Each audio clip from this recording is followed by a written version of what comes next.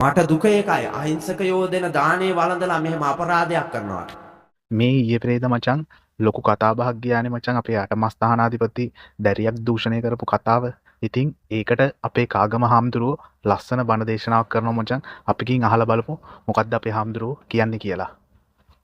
මට දුක ඒකයි අහිංසකයෝ දෙන දානේ වළඳලා මෙහෙම අපරාධයක් කරනවාට. අහිංසක මිනිස්සු දීපු දානේ වළඳලා මෙහෙම අපරාධයක් කරනවාට බෞද්ධ දර්ශනයට අනුව අවංකවම හාමුදුරනේ කවුද ඉස්සරෝම අපායට යන්නේ?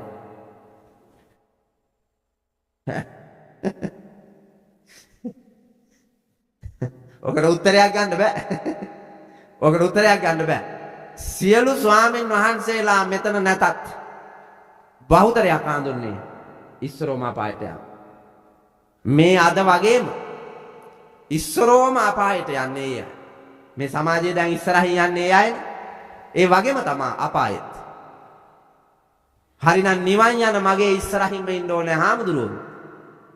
දෙව්ලොව බඹලොව ඉස්සරහින්ම ඉන්න ඕනේ හාමුදුරුවෝ. මනුලොව ඉදිරියෙන්ම ඉන්න ඕනේ හාමුදුරුවෝ. මේ කාමක ලෝකයේ ඉදිරියෙන්ම ආධ්‍යාත්මීය ලෝකයේ ඉදිරියෙන්ම ගමන් කරපු ස්වාමින් වහන්සේලා නිර්වාණගාමී උත්තම ආර්ය මාර්ගයේ ඉදිරියෙන්ම ඉන්න ඕනේ උන්වහන්සේලා. එහෙම යතිවර උත්තම භික්ෂූන් වහන්සේලා අතර අතලොස්සක් උන්වහන්සේලා අතර බහුතරයක් අර කැත ගමනක යන ගිහි පැවිදි යක්කු බොමයි. ගිහි පැවිදි යක්කු බොමයි. ගුරු හාමුදුරුවන්ගේ බෙල්ල මිරිකලම බලන්න පුළුවන් ද හාමුදුරුවෙන් ඈ සල්ලි වලට ධනයට මුදලට තියෙන ආසාව මොන තරම් පුංචි කාලේ ඉඳලා ලෞකික දෙයට ආසාව වෙලා ආධ්‍යාත්මීය ලෝකයෙන් අත මිදලා ගිහිල්ලා මම මේ තියෙන එක පිරිවෙනකටවත් ඇත්තටම හදවතට එකගෝ කැමැත්තෙන් ඉන්නව නෙමෙයි. මං ඊයේ දෙමව්පියෝ දෙන්නෙක් එක්ක කතා කළා. මට මේ කරන්න දෙයක් නැතුවට මේ වැඩේ කරන්නේ මං පිරිවෙන් යවන්න නැතුව තියාගන්නද බණ දහම් ඉගෙන ගත්තාම ඇති. පොඩි හාමුදුරුවන්ට ගණන් ඕනේ නැහැ. පොඩි හාමුදුරුවන්ට විද්‍යාව ඕනේ නැහැ. පොඩි හාමුදුරුවන්ට ඔය භූගෝලය සමාජ අධ්‍යයනය චිත්‍ර සෞන්දර්ය මේ විෂයානුබද්ධව ඕනේ නැහැ. බෞද්ධ දර්ශනයේ තියෙන විද්‍යාව, බෞද්ධ දර්ශනයේ තියෙන ගණිතය, බෞද්ධ දර්ශනයේ තියෙන සමාජ විද්‍යාව, බෞද්ධ දර්ශනයේ තියෙන භූගෝල විද්‍යාව ඇතුළු සකල විද්‍යා ඥානයෙන් ඔද වැඩුණු බෞද්ධ දර්ශනය ඉගෙන ගත්තාම වතපිළිවෙත ඉගෙන ගත්තාම ඇති. ඒ හින්දා පන්සලේ තියාගෙන වත්පිළිවෙත් පුරුදු පුහුණු කරන ලද හොඳ විනයගරුක භික්ෂුවක් වෙනවට අපි කැමති. එහෙම නැතුව අවුරුදු 18 දී සිවුර හැර දමා ශාසනයෙන් බත් කාලා හැදිලා පව්කාරයේ ගෙදර එනවටද කැමති කියලා අහුවම ඇත්තටම හඳුන්නේ ඕනේ. පිරිවෙනේ උගන්වන්නේ ඉස්කෝලේ වුවම අලුත් දෙයක් උගන්වනවා නෑ. අලුත් දෙයක් අවසානයේ උපාධිය ගත්තා යන්න ගිහින්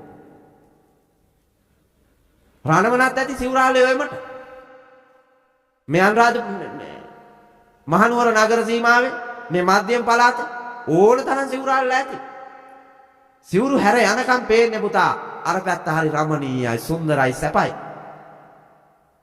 මොකාද පුතා එහෙම සැප විඳින්නේ ඈ? සැප විඳින්නේ නැහැ. ඔයාලට පේනවා සැප කියන්නේ.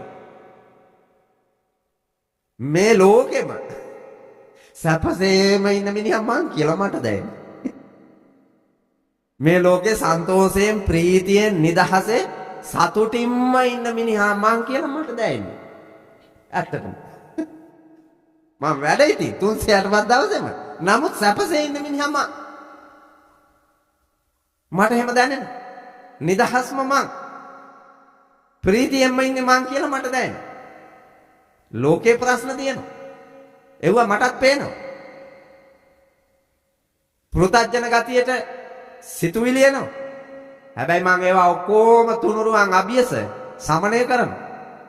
සමනය කරමින් පැවිද්ද ලෝකයේ උත්තම ජීවිතය කියලා මම රකින්න. පැවිදි ජීවිතය හරි ශ්‍රේෂ්ඨයි. ඔයාලට එහෙම දැනෙනවද? ඇත්තටම ගිහි ජීවිතයේද ශ්‍රේෂ්ඨ උතුම් නිදහස් පැවිදි ජීවිතයේද? කාටද එහෙම හිතෙන්නේ? බලන්න එහෙම තේරිලා නැහැ ඇත්තටම. පැවිදි ජීවිතයේ උතුම් කියලා ඔය ඉන්න කාටවත් තේරිලා නැහැ. එතකොට ස්වාමීන් වහන්සේ අපි වඳින්නේ මූණිච්චාවට. දන් දෙන්නේ මූණිච්චාවට.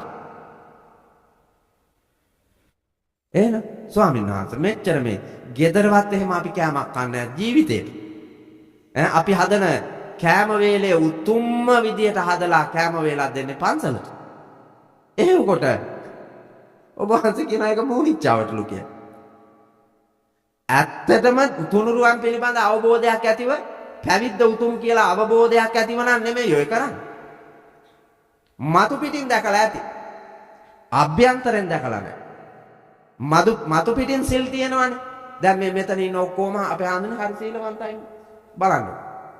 සුදට සුදේ ඇඳලා කය ඊට සම්වරයි, වචනයද සම්වරයි. නේද? හිත අසම්වරයි. හිත අසම්වරයි. ඒ වගේම ඔබ මතු පිට ලෝකයේ දැකලා තියෙනවා. අභ්‍යන්තරීක ලෝකයේ දැකලා නැහැ. ආධ්‍යාත්මීය ලෝකයේ දැකලා නැහැ. නුවණින් දැකලා නැහැ. ඇත්තරම් මචං අපේ හාමුදුරුවෝ කියන කතාව මට අනුව නම් මචං සහතික ඇත්ත මචං. ඉතින් ඔයාට හිතන දේත් පල්ලෙන් කමෙන්ට් එකක් දාගෙන අනිවාර්යෙන් මේ වීඩියෝ එක හැමෝටම බලන්න ෂෙයා කරන්න කියලා ආදරෙන් ඉල්ලනවා මචං.